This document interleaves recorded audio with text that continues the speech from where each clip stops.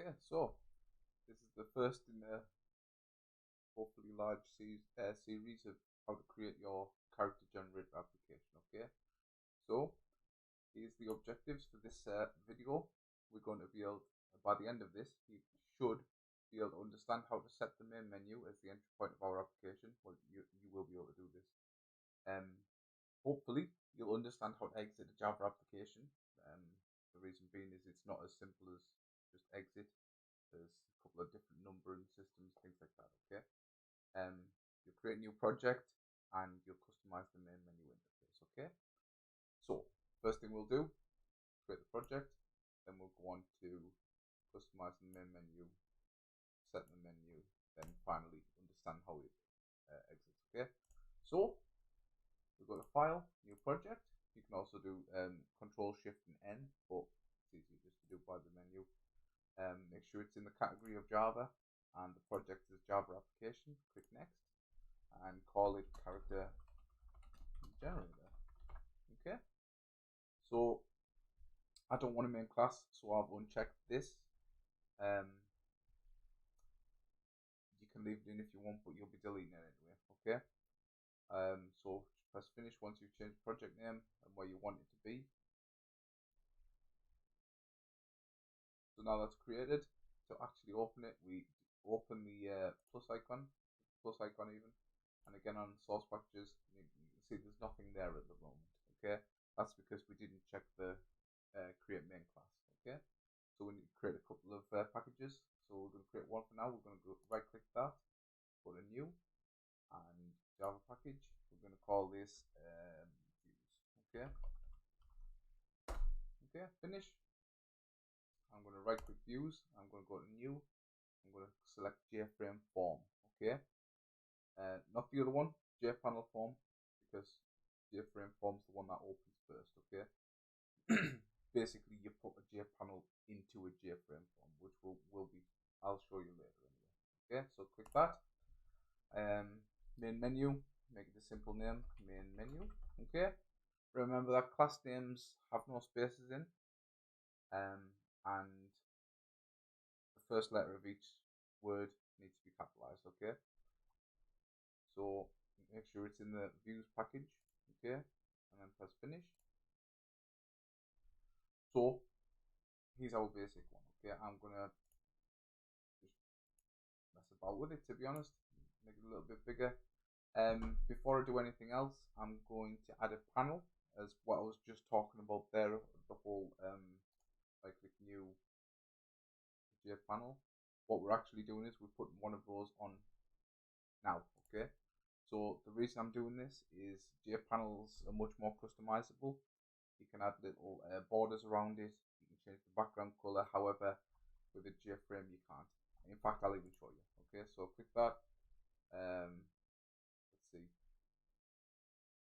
Yeah, so there's your background. I'm going to choose that for now. Okay, and then if I run this, mess that up in that. So run that. It doesn't look that good. Okay, but if we add a panel, drag it all over the place. Yeah, so fills it up. We can put borders on, we can change the background, we can change the text color, things like that. Okay, just remember though, if you want to actually change the title that comes up when the window opens, click on your JFrame and change that title. Okay, so I'm going to put that character generated by Ian. Simple enough. So now when I run that, it says character generated by Ian. Okay, you'll notice the background still hasn't changed. That's because I haven't changed the color. So I'm going to do that now. So on the background, we'll change to, you know what, I'm going to make this ugly. I'm going to make this blue. Okay, so we've got the blue background. I want to put a button on. Okay, so drag a button over. I'm going to make it a little bit bigger than that. I'm going to pop it like that. I don't really care what it looks like at the moment. It's up to you guys to modify it yourselves, customize it, make it look nice. Hopefully not like this, because it's disgusting. Okay, So with this, you can still change the background, etc. I'll change it red just to make it look hideous. Okay, where else are we?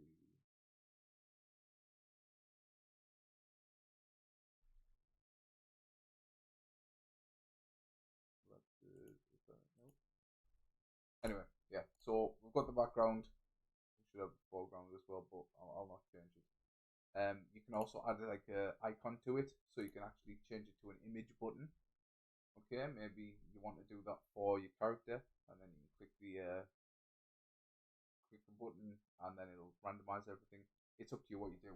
Okay, so I'm gonna change the name of this from JButton1. I'm gonna right click, edit text, and I'm gonna call this generate. Okay, so that's changed now. I'm gonna add another button, drag that in. I'm gonna set it there. I'm gonna drag it over. Okay, I'm gonna right click it, edit text, and I'm gonna call this exit.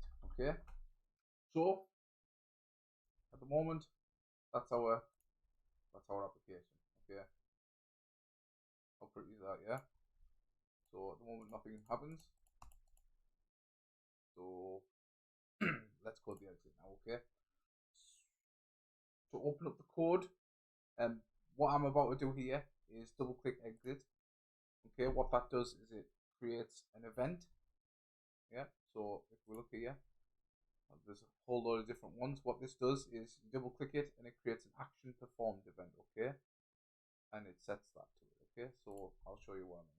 Double click that, and then it's got JButton2 action performed. The reason it's JButton2 is because if I look here, it says JButton2 there. Okay. Also, if you press events now, you can see it's created that, and it's also linked it to the method in your application. Okay, so it does it all for you. Go back to the source. So we have the JButton2 action performed now, right?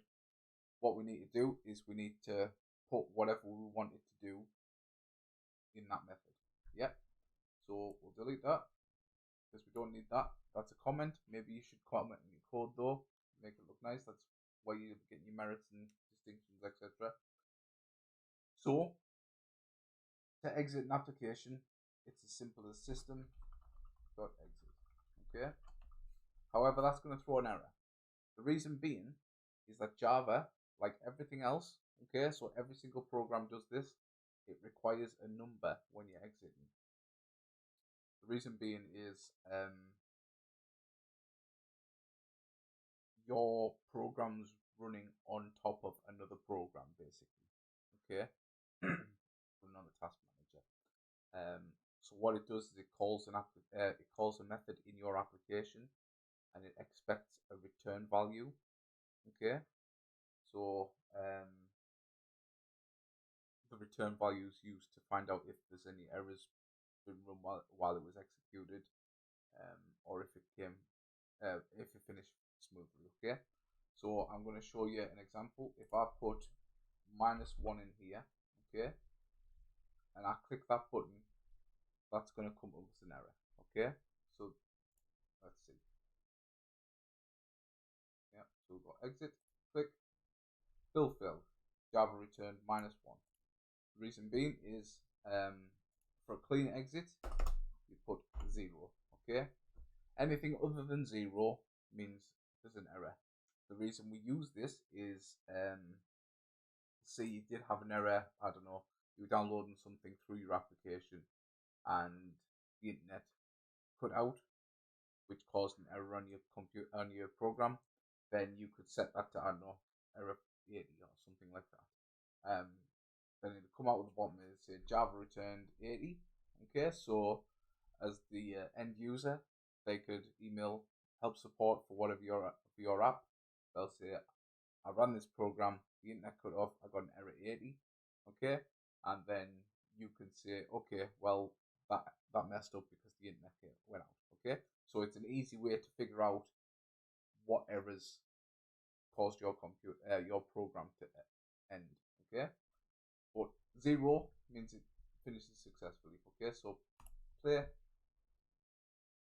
and then exit, build successful. Yep, because it exited clean, is what it's called, and it exits successfully.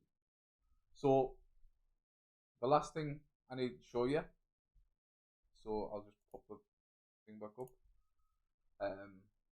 So we've done the create project, we've created customized the main menu, we've understood how to exit Java application. The last thing we need to do is set it to the main menu. Okay, so off the top of my head, I can't remember if me running that and setting the default entry point keeps it between like closing it and opening it. So I'll show you how to do it anyway.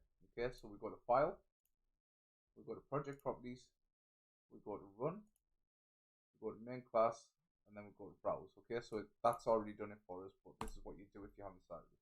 Okay, so views.main menu would come up, select main class, and that's how we do it. Okay, so that's the first part of our code done. Yeah, so off on to the next part.